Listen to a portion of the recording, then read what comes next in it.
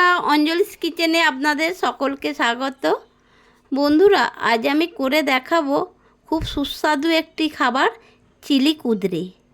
এই চিলি কুদরি কিভাবে বানাই আপনারা দেখতে থাকুন। প্রথমে কুদরিগুলোকে তেসরা তেসরা করে কেটে নিয়েছি বন্ধুরা, কেটে ধুয়ে নিয়েছি। তারপরে এর মধ্যে কুচানো পেঁয়াজ দিয়ে দিচ্ছি। কুচানো পেঁয়াজ দিয়ে দিচ্ছি টমেটো কোঁচানোগুলো দিয়ে দিলাম পরিমাণ মতো লবণ আর আদা রসুন বাটা দিয়ে হলুদ গুঁড়ো দিয়ে দিলাম। হলুদ গুঁড়ো দিয়ে বন্ধুরা একটা ডিম ফাটিয়ে ডিমটা দিয়ে এইবারে দিয়ে দিলাম আপনার সয়া সস দিয়ে দিলাম চিলি সস দিয়ে এইবারে এর মধ্যে দিয়ে দিলাম আমি কর্নফ্লাওয়ারটা দিয়ে ভালো করে হাত দিয়ে মাখিয়ে নিচ্ছি বন্ধুরা। দেখুন আমার কত সুন্দর ম্যারিনেট করা হয়ে গেল।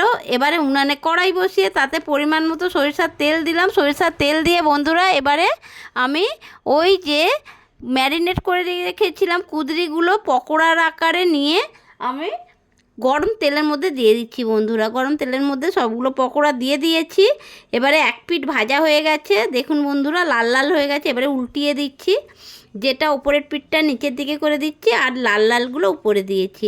আমার ভাজা হয়ে গেল কুদরির পকোড়াগুলো। এইবারে আমি উনানে কড়াই বসিয়ে আবার পরিমাণ মতো সরিষার তেল দিয়ে তাতে আমি কিছুটা গোটা জিরে দিয়ে দিলাম আর একটা লঙ্কা ফাটিয়ে দিলাম। তারপরে দিয়ে দিচ্ছি বন্ধুরা বড় বড় করে কেটে রাখা পেঁয়াজ কুচিটা দিয়ে একটু খুন্তি দিয়ে নাড়াচাড়া করে দিচ্ছি। তারপরে এর মধ্যে দিয়ে দিলাম বন্ধুরা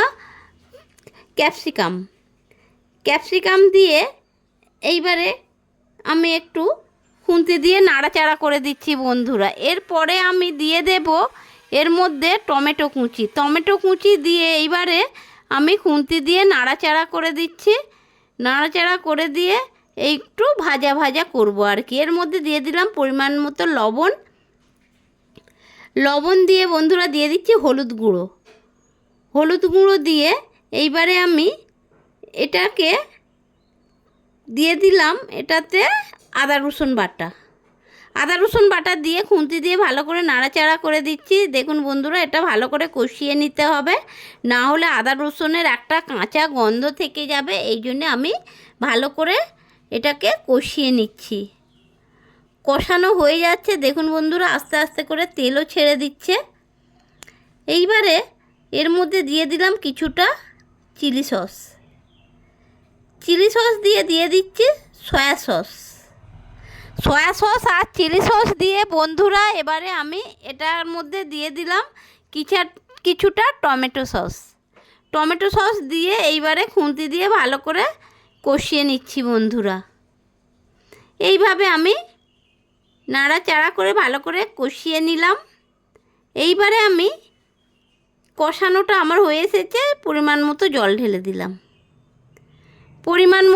ঢেলে দিয়ে বন্ধুরা খুন্তি দিয়ে ভালো করে নাড়াচাড়া করে নিচ্ছি। দেখুন এইভাবে নাড়াচাড়া করে নিয়ে ফুটে উঠেছে আমার ঝোলটা।